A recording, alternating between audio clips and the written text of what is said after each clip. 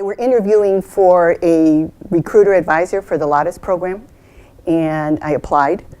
And it was kind of interesting because it was probably one of the first times I had had an interview by committee that included students, professors, and some community people. And essentially I got hired after, a little bit after the interview. And my job basically was to recruit and advise Latino students who were going to be admitted into the university through the Lattes program. I was in the community at the time. Actually, I was a teacher at Tilden High School when all of this started to unfold. I was active in the community a little bit, especially around 18th Street, because a lot of the activists that ended up getting arrested, at least the Mexican activists, were from around 18th Street.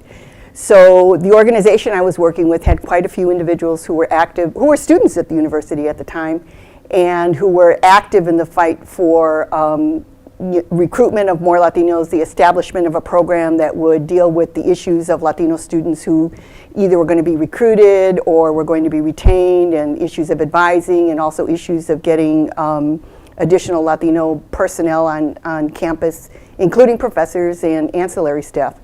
So I was in the community and became more familiar with the struggle as a result of community activity versus being inside the university or versus being a student. People who lived in the community were well aware of the fact that the university, in some cases, had forced them to move out of this area, and people moved either south or west or north. And they were also aware of the fact that the university had a woefully poor reputation with regard to the recruitment and the retention of Latino students. And it was ironic because the university sat essentially in the middle of two of the largest Latino communities in the city of Chicago. On the south, the Mexican community; on the north, the Puerto Rican community. So it wasn't like we didn't know what was going on here. And I have to tell you, it was kind of funny because a lot of us used to refer to the U of I as Harvard on Halsted because it was so exclusive. It was almost like you had no access to the university. Possibly nothing to, maybe a little bit to some of the facilities like the gym and things like that on Roosevelt. But in terms of actual academic and educational opportunity, it was practically non-existent.